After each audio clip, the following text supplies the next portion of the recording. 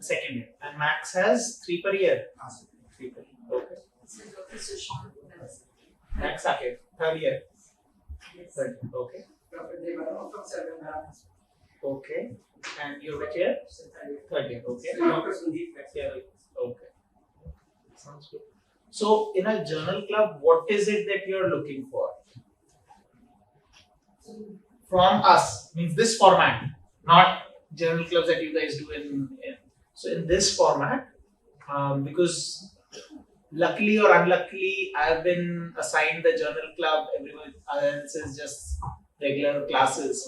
So whatever I felt wanted to do, I've kind of set it up. The next one, if there are things or a way or a journal club thing that you guys have in mind for journal club that we will hear with everyone together. Any ideas, thoughts, suggestions, or things that you would want to get done in this format? Because I know you guys have to do journal clubs in your own setups as well. I'm sure consultants are doing some journal clubs or the students doing journal clubs together. So for this format or here, something that you guys have in mind or you want to do?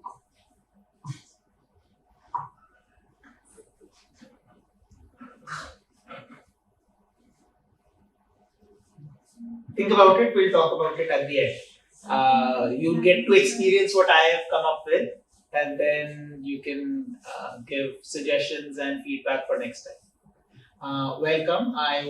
We did one round of introduction. So where guys from? So I'm Dr. Young Khan from Sardaram.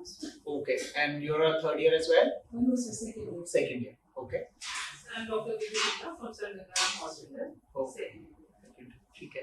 Gangaram से दो गाड़ियां निकलवा रहे हो? ठीक है. That's okay.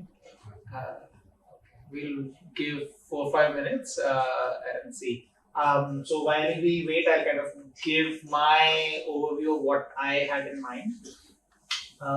So one of the things that I, as a student as well as over time, felt is that we don't talk enough about how do we approach or think about association studies, observational studies. Many times there are newspaper feeds as well as publications that go out, and we don't talk about, is this really cause and effect or is this just an association?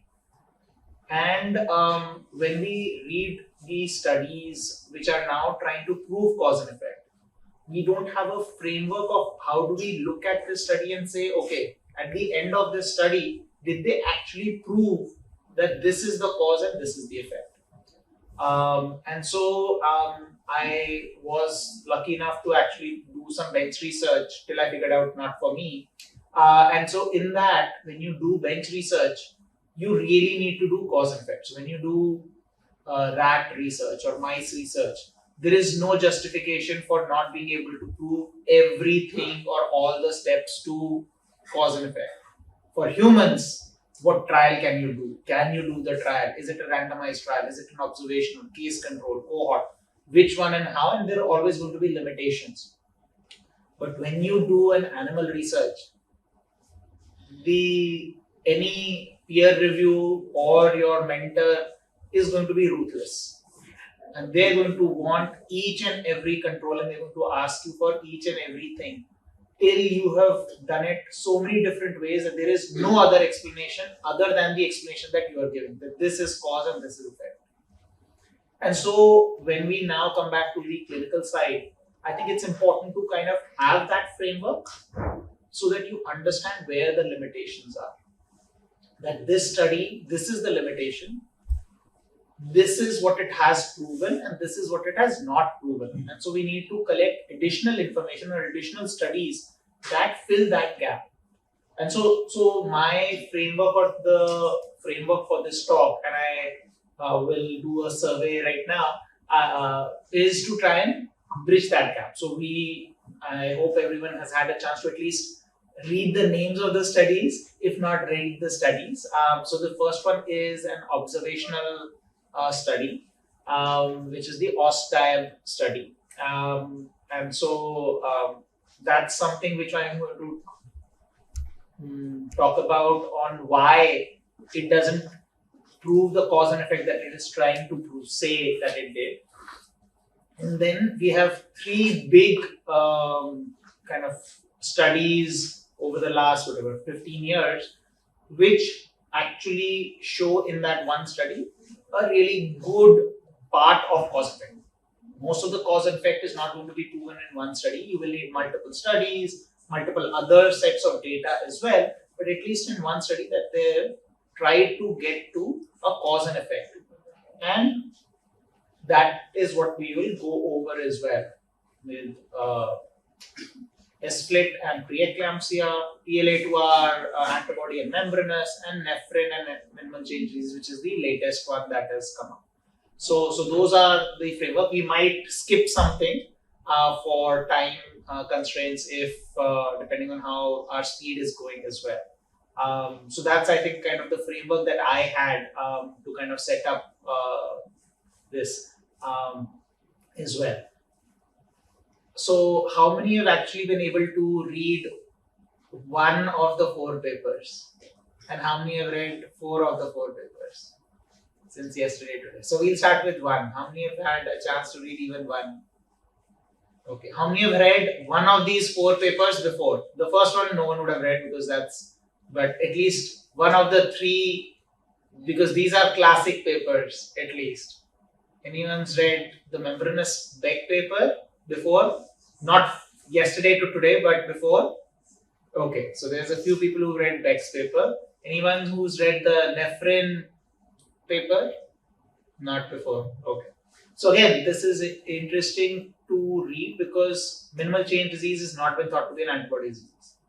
So now there's someone who's completely transforming the narrative and saying that this is an antibody disease. So I hope if you've not had a chance to read it, because I'm not going to go line by line like a full journal club, because the perspective and the reason I'm presenting this is a different perspective. So I think let's check the time and see if we are ready to move forward. Okay. We have 2-3 minutes. We'll give 6:40 and we'll start. Anyone else expected? Yes, your cars are running around? I know there's a 3 hospitals. 3 more are coming? Okay. They're expected in 5-10 minutes? Yes. Okay. So we'll give 3-4 minutes. Okay.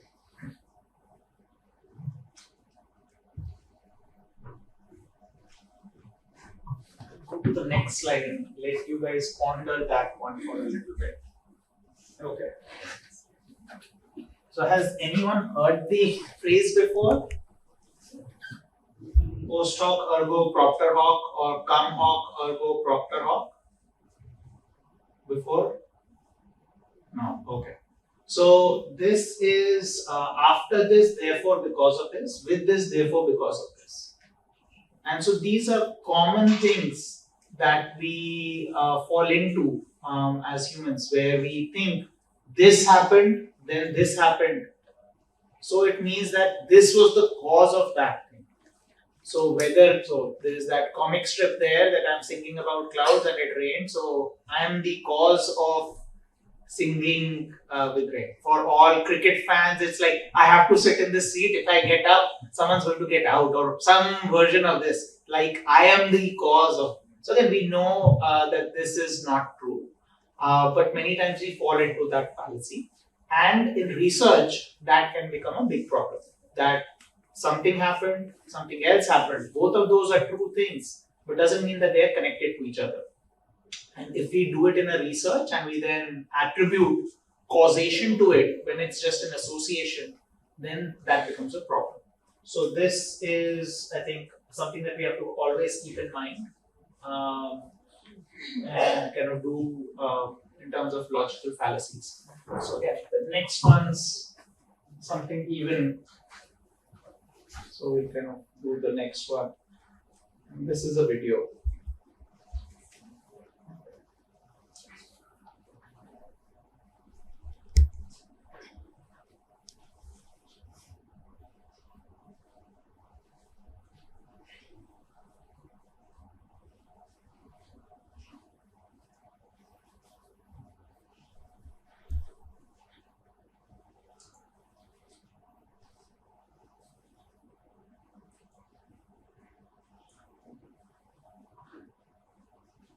So again, just because a factor decreases with decreasing diseases or disease decreasing, or increases with increasing diseases, does not mean that that is the cause, right? So those are again kind of things that we have to think about, and keep in mind that just because two things are looking or appearing to be linked together does not mean cause and effect. Okay. Then, so we kind of start. So this is the paper, the OSDAP paper that we talked about. The reason I saw that paper is because there were all these headlines and Twitter things. This is now from 2021. So the original talk, or one version of this talk, was made in 2021. So I kind of carried it forward there. So again, the headline take-home message was, if you consume 2 servings of fruit daily, your risk of diabetes is decreased by 36% over 5 years. So that's the, and fruit juices don't do it. Okay, so that's what the punchline is, and that's what's being pushed on Twitter. This is health and nutrition news. Again, daily fruit consumption decreases type 2 diabetes. This is News Medical Life Sciences. Eating at least 2 servings decreases risk of diabetes by 36%. There were 7-8 other things, and this study got a lot of play in the media. So now we're going to do a quick dive into this study, which is the OSDAP study. Okay. So this is the OSDAP study published in 2021. And when I had actually taken it, it was just e-published there. So what is this? So this is a national population survey of diabetes prevalence and risk factors, conducted in 7 states in Australia, all adults over 25. They are recruited from 1999 to 2000. The recruitment was of 11,000 people, and then they had a follow-up in 2004 and 2005, and another follow-up in 11 and 12. So in 2004-2005, they were able to follow up with 6,400 people, and in 11-12, they were able to follow up with 4,600 people. So that's what the study is about. So this is kind of their consort diagram. So they had 11,000 people come in. Initially, some 3,500 got excluded for missing data, for diabetes at baseline, being pregnant, or implausible energy intakes as well. And so they included about 7,600 at baseline. And then they had 4,600 that got followed up at 5 years, 3,500 at 12 years. So as soon as you look at this, the first thing that you want to think about is that out of the baseline 7,600 people, half of them are gone. So there's a 50% kind of loss to follow up, maybe 40% at 5 years, but around 50% at 12 years. And so that has to raise red flags when it's an observational study that you're doing, especially if you're looking at outcomes with risk factor and looking for cause and effect. Because whoever follows up versus those who don't follow up, there is likely to be a systematic difference between them. So if you look at who comes to follow up in your clinic, so you have a CKD patient, you have 5 of them. All of them have a creatinine of 2. You see them for the first time because this is the first time someone picked them up with a creatinine of 2, the first time they come to you. All of them, you do the same thing. You say you have diabetes, you have hypertension, I'm going to give you these medicines, I want to follow up in 3 months. Out of those 5, 2 will come to follow up every 3 months like clockwork. The other 3, one of them will show you in 9 months, 2 of them are gone and don't come back. If you now collect 100 of them, there is going to be a systematic difference in the people who come for follow-up versus those who don't. They are likely to be more compliant, the ones who come back. They are more likely to be more focused about their health. They are likely to have more means, probably richer or better socioeconomic status versus those who are not.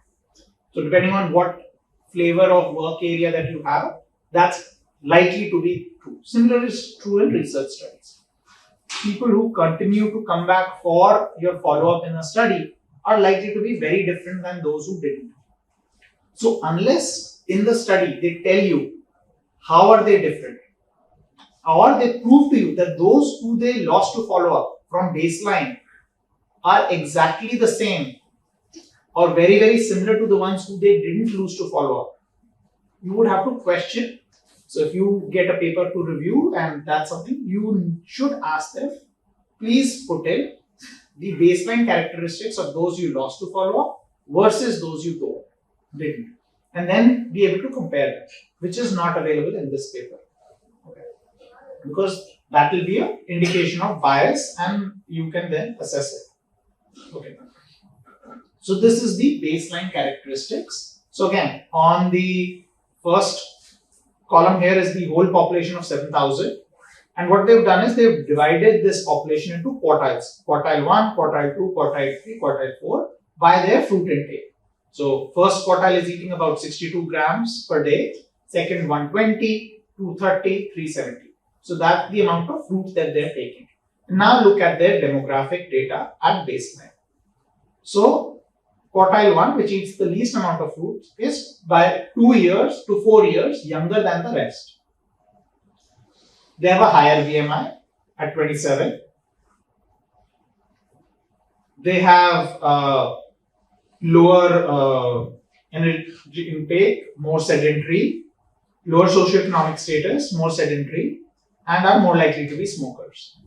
So all the low fruit eating people have all of these characteristics which are significantly different than the other fruit eating. So the behavior of eating fruit goes along with 10 other behaviors that are also there. And again, we are looking at diabetes as our outcome.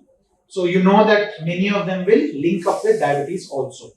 So now look at the other ones. They're more educated, less educated. The ones who are eating less fruit, they've never been or educated or primary or high school. But the ones who are eating the most fruit are eating the most energy calories, are eating more sugar, are eating more vegetables, and are eating less processed meat. So again, what you're seeing is the people who are eating less fruit, the people who are eating more fruit, have very, very different profiles altogether. And you know that many of these factors go hand in hand with possibly causing diabetes, as much as your fruit intake, which is the characteristic of interest or the characteristic that you're going to try and link as a cause and effect. So when you look at this, what you have to realize is that they are just very, very different people. And for statistics, you try and do multiple adjustments, different adjustments, multiple variable adjustments, all those. But you can only adjust for the variables that you're measuring. There's likely to be 20 other things that are different between them that you've not even measured because you didn't think about measuring. And those are likely to be confounders also. So even if you've adjusted for their energy intake, their social economic status, their sedentary status, their smoking, even with those, there are likely to be other things that you have not accounted for. So if you see any study in which there are these drastically different populations, you have to be very cautious in trying to extrapolate cause and effect from these studies, unless you are very, very confident of how this is being looked at. Okay. So this is the results of the study. So if you look at, this is at 5 years. So the first thing that you need to note is how many events actually took place. So out of those 7,000 people that were evaluated for your cohort upfront, ultimately only 179 developed diabetes. So the actual size of the study is only 179 because it's only 179 events that happened. So even though this is 7,000 people followed at 5 years and 12 years, the total number of events is only 179. So you're comparing 179 events to all the other people who didn't have that event. And this is the curve that you get. So this is fruit intake at the bottom and your odds ratio of developing diabetes here. And this is protective. This line here means that eating more fruit is protective. This light gray is the confidence interval. and this is the dotted line is 1. So the only area of significance is this small white area here, right? So I hope my arrows here. So this small white area here is the white area which is significant, and which is the conclusion that if you eat so much, your risk of diabetes is going down by 30%. If you look at 12 years, it is gone. They didn't find anything, and that's nowhere mentioned in any of the Twitter or your news feeds. That what happened?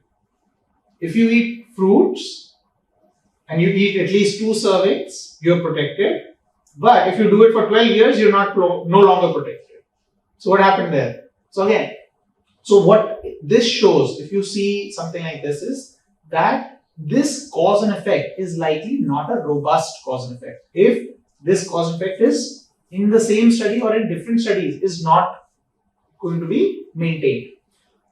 The other thing that they did is they adjusted. So there is adjustment that has happened here, and they adjusted for age, sex, physical activity, education status, socioeconomic status, income, BMI, smoking, prevalence of heart disease, parental history of diabetes, intake of vegetable, alcohol, energy, red meat, processed meat. All of them seem reasonable if you're trying to link food, nutrition to diabetes. Seems reasonable. However, one of the things that you have to remember is that the more number of variables you're trying to adjust, you need to have more number of actual events for you to be able to adjust for them. Otherwise, you're just adjusting for that one person in and one person out. There is no other adjustment. So the rule of thumb that usually people use is that you can adjust for one confounding variable for every 10 outcomes. They've really gone very, very close to 15 adjustments, 175 events. So they're right at that number. Okay. And then this is the next table, which is their quartile 1, quartile 2, quartile 3, quartile 4 with different models. Model 1 adjusted for 6 things, and model 2 adjusted for 4 things, model 3 for 9 things, something like that. And they're looking at total fruit intake with multiple different things. So whether they ate apples or oranges or bananas or fruit juices, how much they ate, and whether it is significantly different compared to reference in terms of their risk of developing diabetes. So now quartile 1 versus quartile 2, quartile 1 versus quartile 3, quartile 1 versus quartile 4. And so you have 9 p-values for each of these. So, and then there are more of these. And so ultimately you have 20 into 9, 180 p-values. So again, something to think about. What is a p-value? It is when you say something is significant with a p-value less than 0.05, what we mean is that there is less than 5% chance, that 5% possibility that this is due to just random chance. This finding is due to chance. Now, if you do 180 of them, the chance that you will find positivity is that you will probably get at least 9 of them if you do 180. So 9 of them are going to be positive by just chance. So in this study, in all of this, you are going to get 9 or 10 positive p-values just because of chance, because you're doing so many. So if you are designing your study, if you are going to do multiple p-values, you need to reduce the threshold at which you're going to call something actually significant. The other thing is you want to make sure that this analysis is done beforehand. This planning is done beforehand. That before the study is designed, this is the test that I'm going to run on the data that I get. Not, I've gotten the data, now let's massage it and massage it and massage it and see which p-value comes positive and which one we can throw at the paper and then try and get something published. So again, these are important things when you look at a paper. How many analysis did they do? Did they do this analysis with a prior defined strategy? Or they got the data and then they're now just trying to do multiple permutation combinations, doing more and more tests and figuring out which one comes positive and trying to get that published. So my conclusion from this study is that the association between fruit intake and the risk of development diabetes in this study is likely residual confounding, and loss to follow-up is likely also got some selection bias in this. So all that hoo-halla, forget about it, right? So that's again the point that I wanted to make out is there are lots of studies that get huge play in the media. If it is something that is important for you, make sure you go into the study, read it, and assess it for yourself whether you think it's real or not.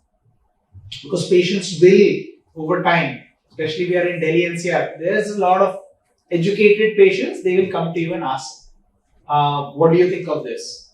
I read this in the newspaper.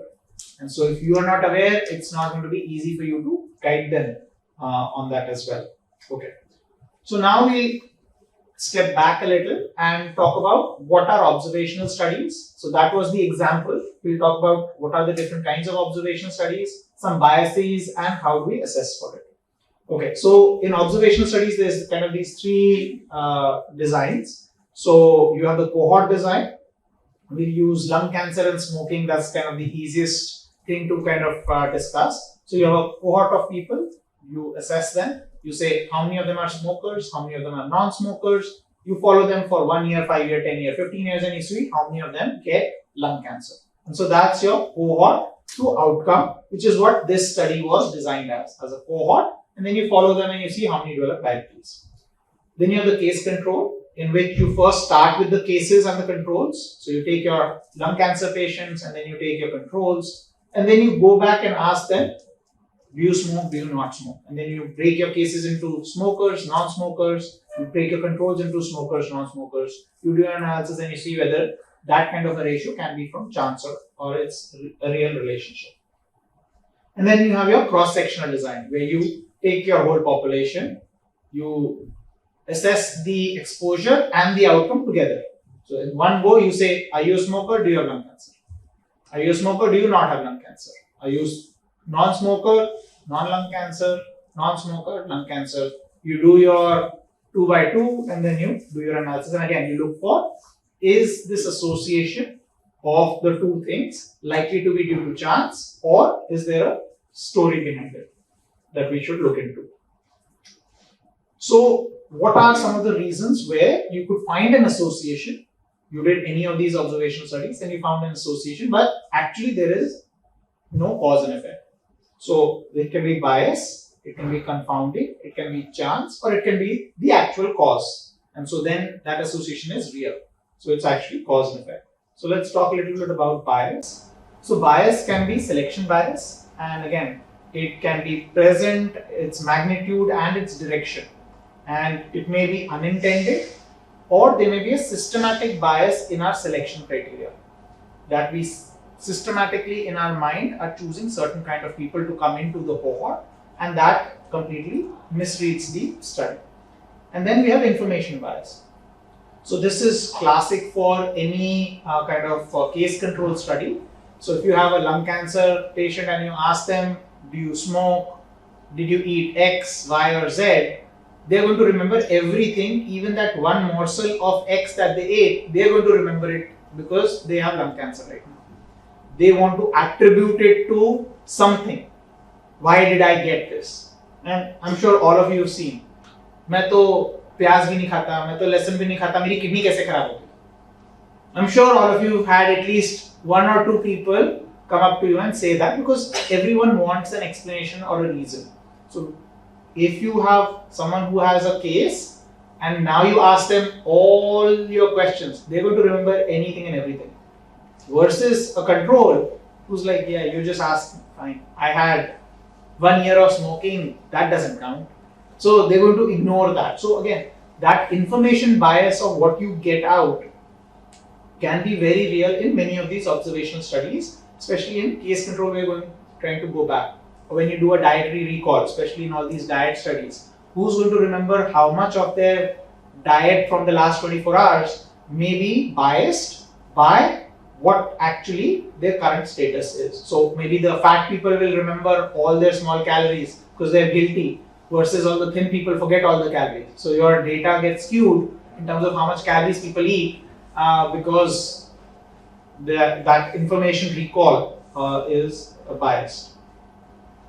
So then the other point is confounding. And again, we are using the smoking lung cancer as the example. So let's say I do a study about coffee intake and lung cancer.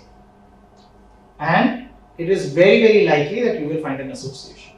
So if I just look at coffee drinkers and lung cancers in any of these kind of cohorts, whether it is a cohort, case control, it's likely that you will find coffee drinkers are more likely to get lung cancers. But the reason is not because coffee drinking leads to lung cancer, it's that coffee intake is likely linked with smoking. Smokers are more likely to be alcohol drinkers, coffee drinkers, drug takers. So their high risk behavior, they may do other high risk behaviors. Not that everyone who smokes will do those, but they're more likely to do it. So that linkage is likely to lead to smoking is linked with coffee intake and smoking is linked with lung cancer. And so that linkage will lead to a linkage of coffee drinking with lung cancer also. Unless you know from beforehand that I need to assess smoking, it is a big confounder and I adjust for it. But if you just do a direct study, you would not find it. So again, when we do these studies and we find associations, we have to always try and think about what are the likely confounders before we start the study, so that we measure them, so that we can adjust for them. But we have to be aware that we don't know everything, and there may be other things that may be confounders that we don't know, which is why even if you find an association, you have to always have that caveat next to it that maybe there is something missing. So a confounder is something that is linked with the exposure and the outcome. The way to prevent it is by design. Sometimes you can restrict. So if we want to exclude smoking as a problem, we take non-smokers only. And now let's look at coffee and lung cancer and see if that relationship still exists. If that relationship still exists, even in non-smokers, then you say, okay, maybe coffee actually causes lung cancer. And then you can do matching. So for similar things, you can do adjustment in your analysis if you've collected that information of smoking by stratification and multiple variable analysis. But the biggest thing is you need to know it. Only then know it and then measure it before you do the study. So for example, you can restrict it by doing an only non-diabetic CKD study to see for other things that cause CKD or other outcomes. You can do matching and then you can do the stratified analysis. However, whenever you do these analysis, like in this study, you want to define it beforehand. So it's not like you're doing 200 p-values and then cherry picking what you want.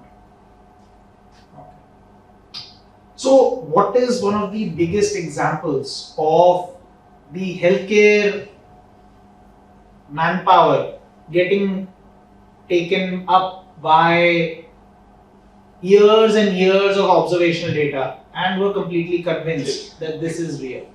So the best example is hormone therapy, cardiovascular disease in postmenopausal women. There's tons of research, all kinds of research. Young female don't get heart disease. Postmenopausal, there is a rampant rise.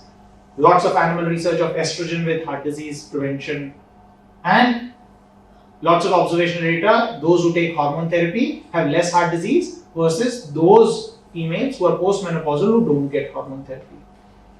Tons and tons of it. Everyone believed it, everyone used it across the world. Till the Women's Health Initiative. A randomized trial. And doesn't do it. Hormones don't prevent cardiovascular disease. Hormone therapy. So then they went back to look at what was happening. And what was happening was there was a healthy user bias. So the people who were postmenopausal, who were coming to the healthcare centers and were getting hormone therapy, were people who were healthier, better socioeconomic status, better access to healthcare, and those were the ones that were coming in. And the ones who didn't take it were people who were different. And so their outcomes were worse, not because of the hormone therapy, but because of all the other unknown factors that were there. So one of the examples of this is someone actually raised a red flag. Before hormone therapy was this big and before the randomized trial, and what they did was they looked at those who got hormone therapy and they said, looked at homicides and suicides. So they were looking for something that should absolutely have nothing to do with hormone therapy. And they found that there is an association. That hormone therapy is associated with decreased homicides, decreased suicides. And so this is a published study. If someone's interested, you can Google it. Their take-home point was that there is something wrong and we have a bias in how these people are getting selected. There is no reason why hormone therapy should be associated or should have any protective homicidal benefit. So there is something that is wrong in how these are selected and what our case mix is. And so that is something we should be aware of, that there may be issues here. So again, these are things that if you are looking into it or into a study or into a cause and effect, you should keep your mind open for that because of unknown confounders. Okay. So that's confounding. Questions, comments, and then we'll get into maybe one or two of the studies that are nephro related. Because all of these are going to be everywhere out there. So every newspaper you open on a Sunday will have at least one of them. Coffee drinking, cell phone causes brain cancer, heart disease, X, Y and Z, food, coffee drinking ho, alcohol intake ho, anything saves you against this or causes cancer or causes heart disease.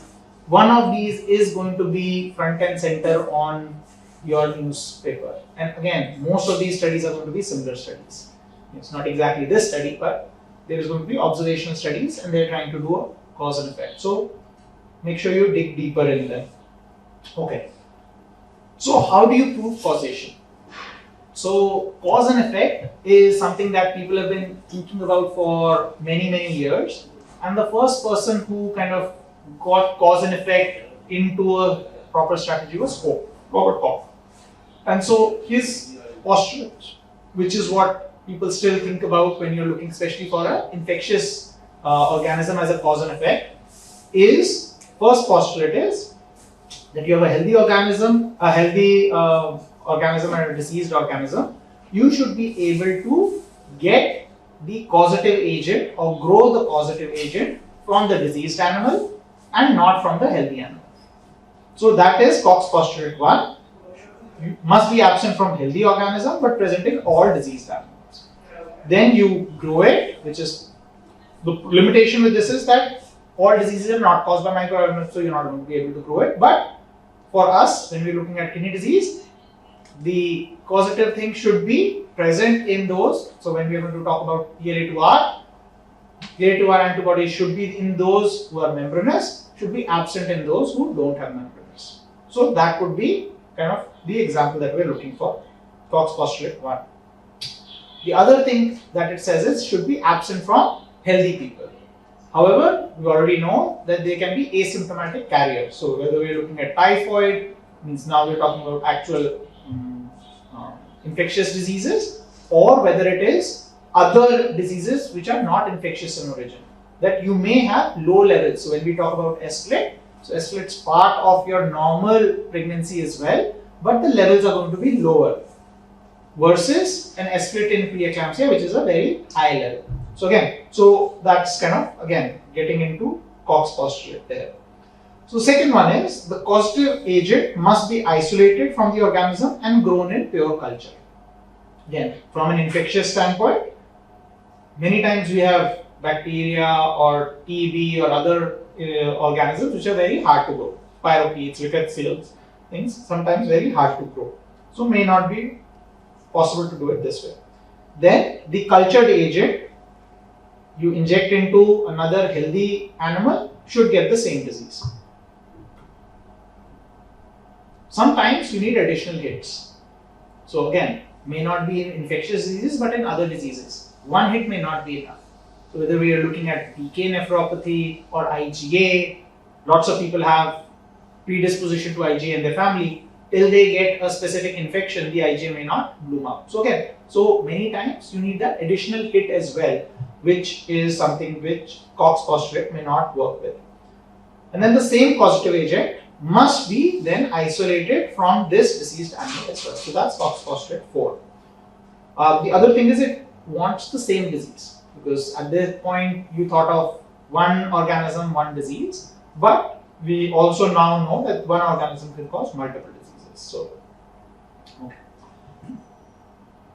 What are some of the other ways in which you can prove cause and effect? And especially when you are doing observational studies, how do you try and link all the evidence together into one cause and effect story? So these are Bradford Hill criteria, and they go into kind of layering the information together in a more strategic manner. So the first thing is temporality. So everyone would say if something is causing something, the cause has to happen first, the effect has to come later. If the effect happens first, lung cancer पहले हुआ, उसके बाद उसने smoking शुरू की, तो smoking तो नहीं कर सकती lung cancer in that patient at least. So again, temporality, the cause, smoking has to happen before, the effect, lung cancer has to come later. Limitations, temporality has to be required. Plausibility, is the association consistent with our existing knowledge? So, good point, should make sense, should make some medical sense, physiological, pathological sense, but many times our knowledge is limited. So for example, ApoL1 was shown to be linked to kidney disease in African Americans, but no one knew when that first study came out how ApoL1 caused kidney disease.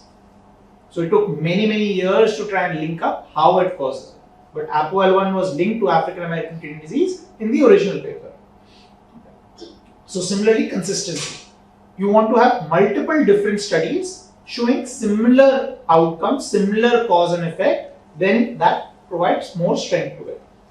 The strength of the association. So is it a strong association, meaning you do 1 pack a year and your risk is 20-fold higher?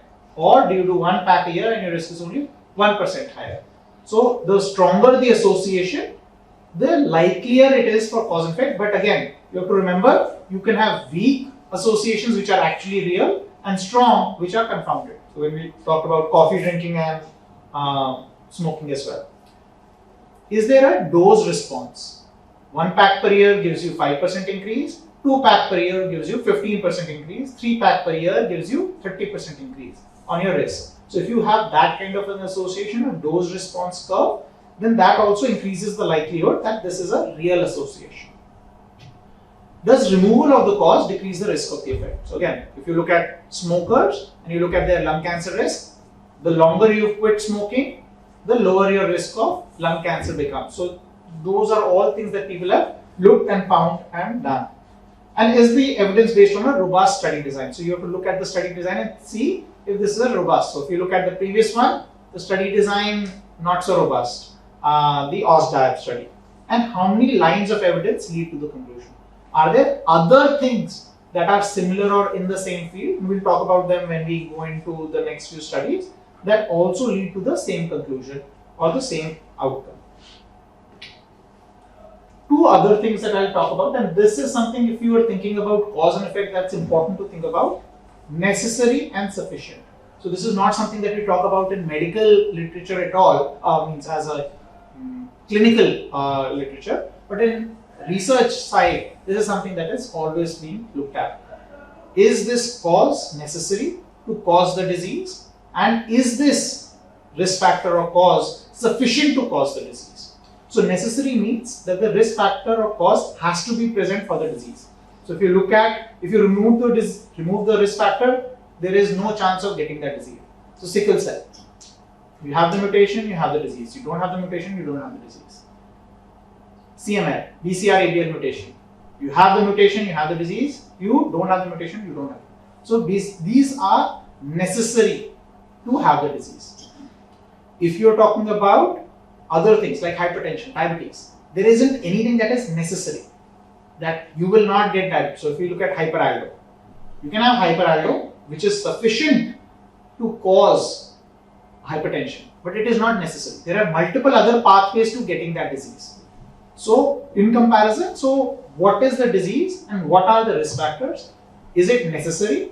Is it sufficient? Or is it necessary and sufficient?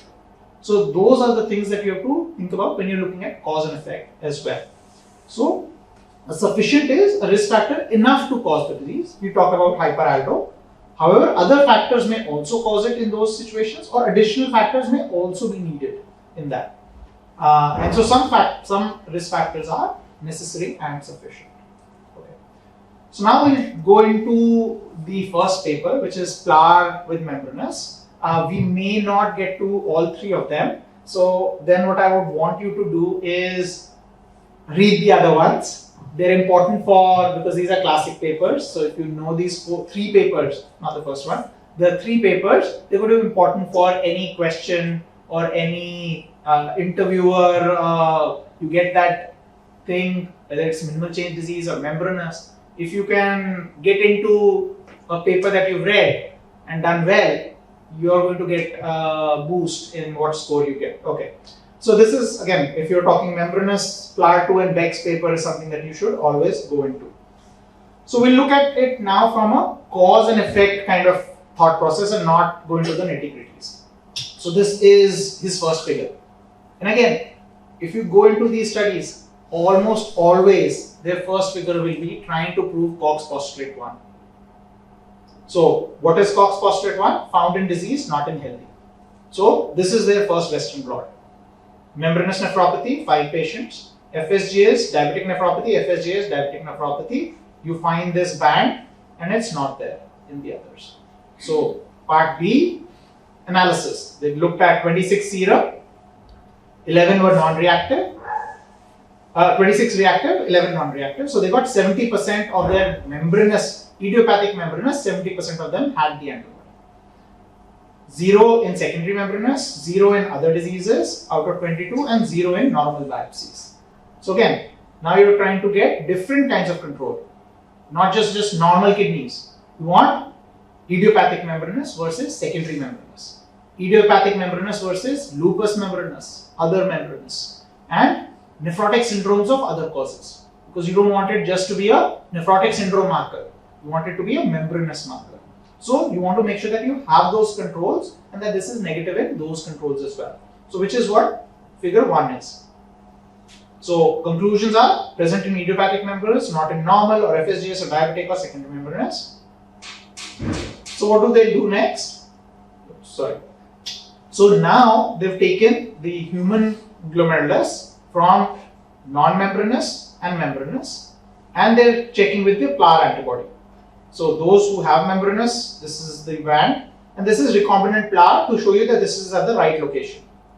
And this is flour, recombinant flour that has not been put in, and you're going in with the flour antibody. Now you have membranous serum, and you're doing it in the membranous serum as well. Now you're doing here immunoprecipitation. You're taking immunoglobulins, precipitating it out, and checking for flour antibody, and it's there in the membranous. One patient did not have it, but the other normal controls don't have. If you don't put any serum, there isn't anything. So it's IgG4 predominant, which is something that we know from our idiopathic membranous, and they are also IgG4. So they're trying to show that this is something which is something that we've seen and known for decades. That this is also an IgG4 antibody. Then now you get back to, is flour present on podocytes? And where is it in glomerulus, and where is it located? So then they do confocal microscopy to show that this PLA2R is, this antibody is against PLA2R, and that PLA2R is in podocytes.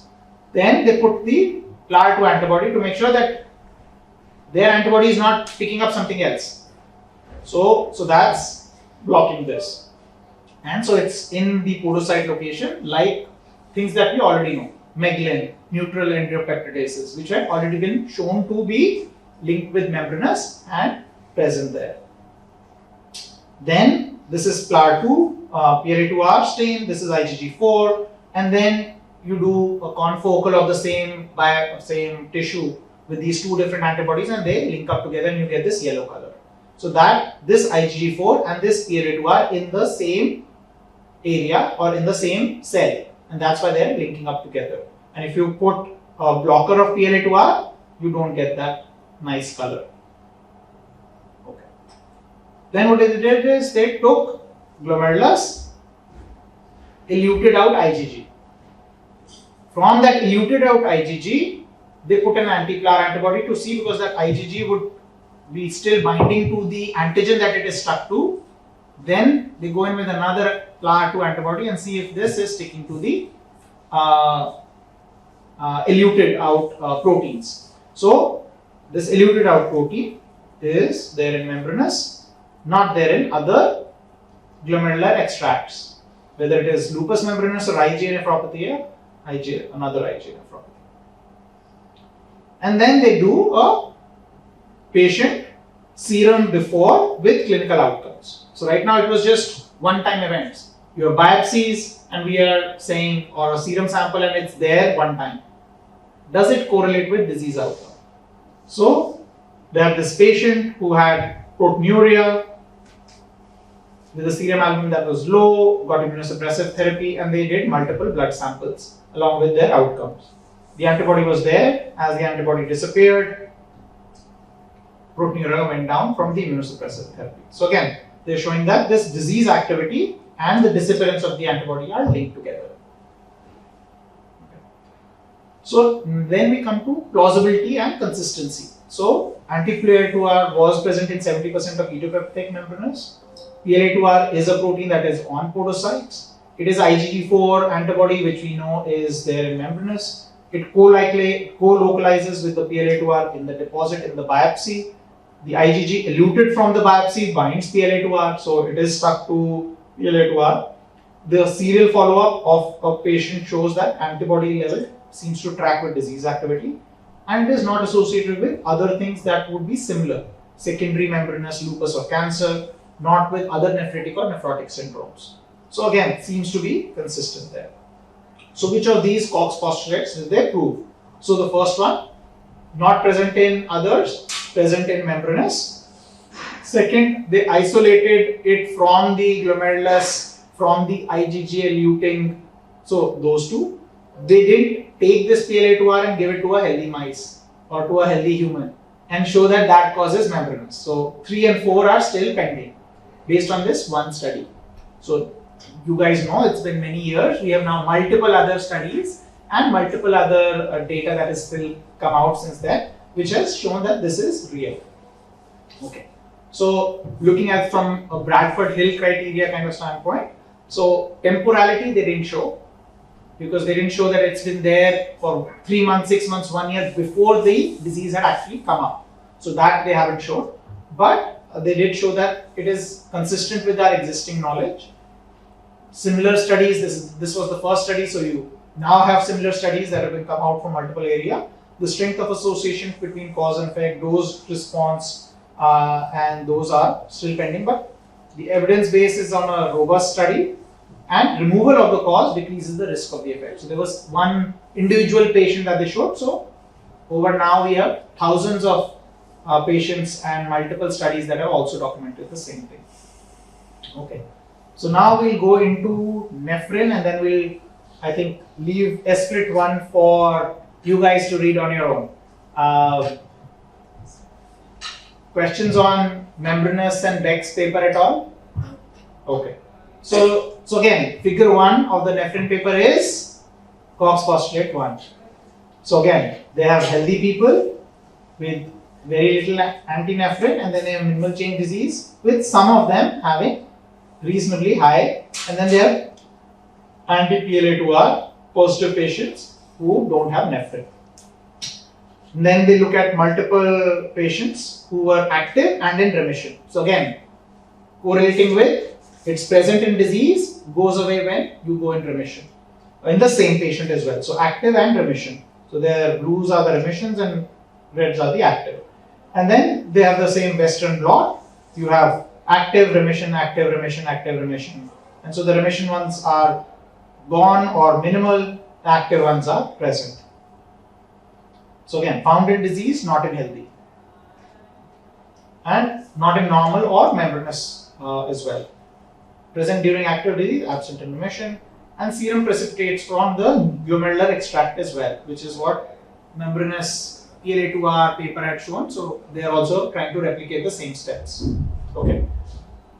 So this is something which is controversial, and if you ask your pathologists, they would say that we never believed in it.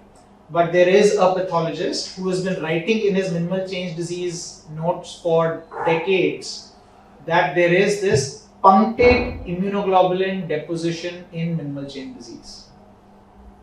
So this is Helmut Renke, and this nephrin paper is from their group, and he has been writing for decades that there are these punctate IgG deposits in minimal change disease. Whereas when we read any of our biopsies, so again, someone who paid attention to detail, kept it in his back of mind, would write it forever and ever, and pushed one of his juniors to say, okay, this is something I've been thinking about, do you want to take a lead and figure it out? And right timing, technology is there, you can go looking for what is in this, get what it is out, and then figure out what it is. So that's what happened here. So this is something not anyone could have done this.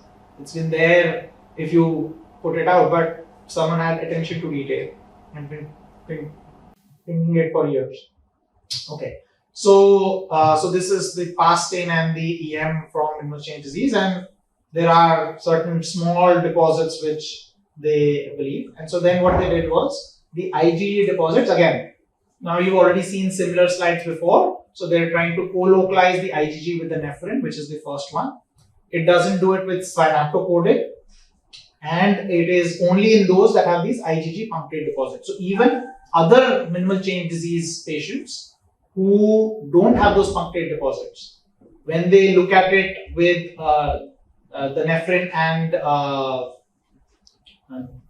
their antibodies, the IgG, in those that are not punctate IgG deposits, this co-localization doesn't happen. So this negative one in the bottom and the two positive ones on the top. So again, higher magnification off, so that you see that the red and green are making yellow, while in this one, they're all in the glomerulus, but the red and green are separate, there is no yellow. So if you see the yellow, then you know that they are co-localizing in the same location. Okay. And so then you go into the response of clinical outcomes and complete remissions. And again, this is not their best data, but what they show is here that the relapse rate is higher, relapse rate is lower, or they have more relapses if you have the anti-nephrin antibody, which is positive. The overall remission rates are not different. And so then they took a second cohort from minimal change disease, and in that cohort also, because this was all the data from their study where they had that pathologist who had been picking up these cases, labeling them as punctate IgG positive, and they'd been banking their serum, so they were able to go back and kind of do it. Then they went to a different set, collected those antibodies, collected those biopsies, and then looked for who are the ones who have the punctate IgG.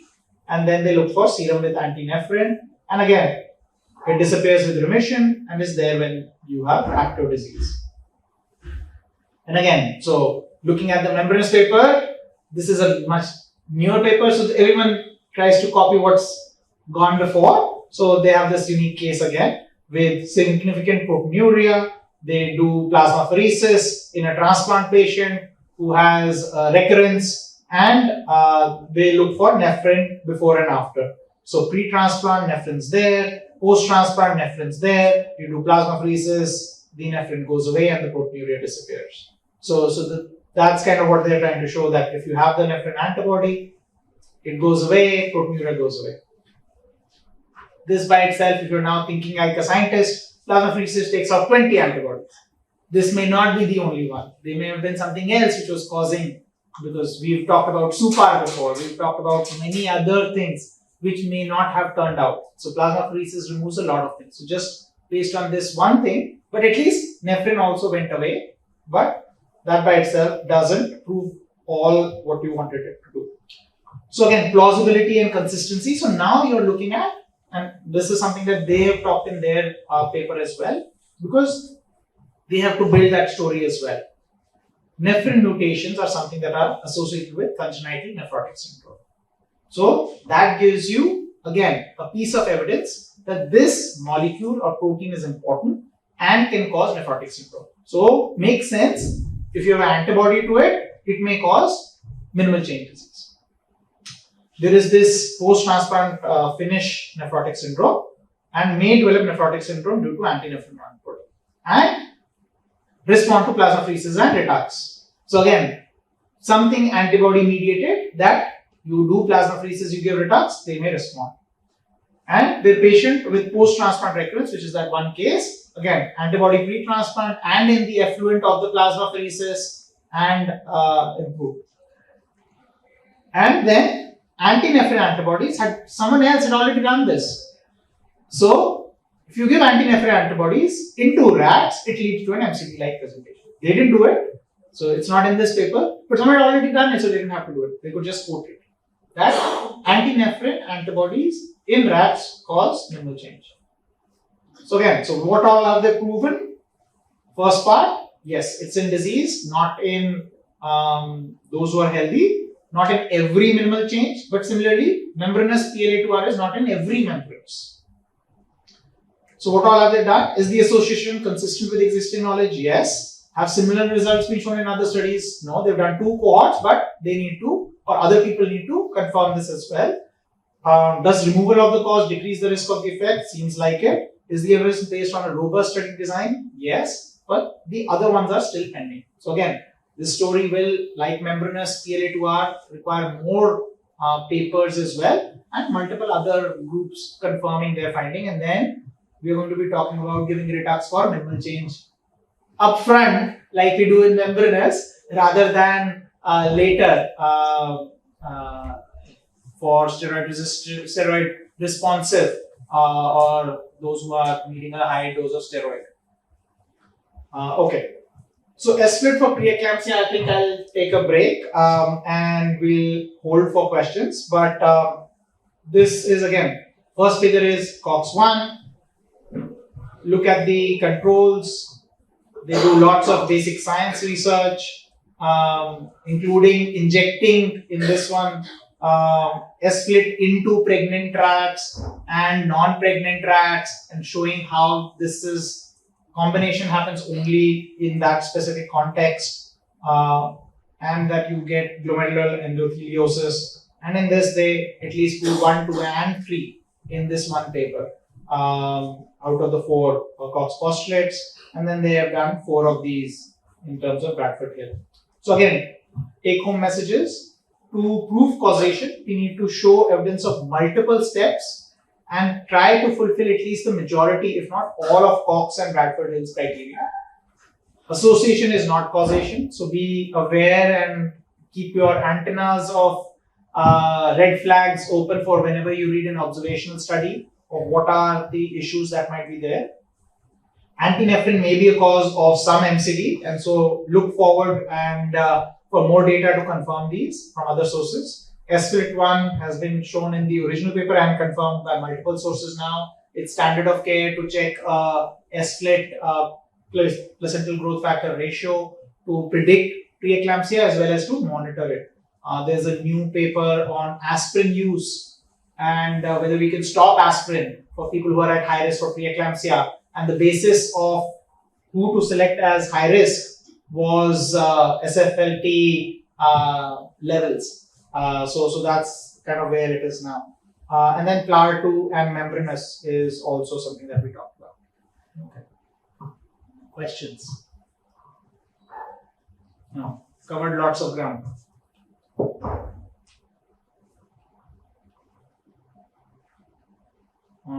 Association, causation, cause and effect.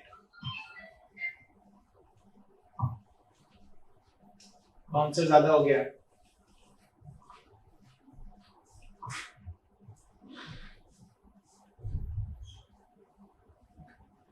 So then I'll ask the last question, which is what we started with. For journal club, what would you want for next time? Because I'm pretty sure I'm going to get pinged with it next time also. So you want a normal journal club or something different, meaning the ones that you do, single article, go through something like that for next one. Okay, so 1 or 2 heads here. Okay, we'll ask for a wave of hands. Normal journal club, single article, how do you break a article down? Something like that? It's like this, like you presented today. Okay, so different. Okay, so landmark trials S में फिर मुश्किल हो जाता है. We can do maybe pick another instead of a regular journal club, which is the latest greatest. Do a flash from the past kind of a journal article and break that one down. Okay, okay. So I think I have a couple of ideas for that. So okay. Anything else?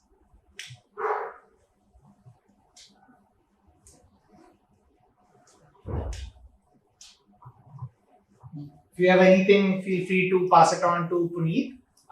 So we can kind of then plan for the next journal club to maybe do a different way or a different thing than what you guys get in your hospital anyways. And there's now NEFJC and lots of other journal clubs that are out there. So we're trying to do at least something different than what is already out there. Okay. That's about it.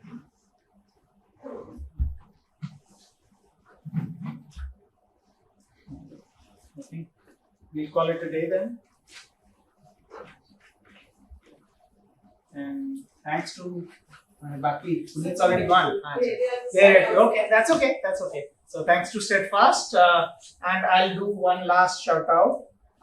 If anyone's looking to join, we do have a spot for a nephrologist at Epitome in New Friends Colony. So if anyone's looking or other people you know are looking, have them come by and meet us.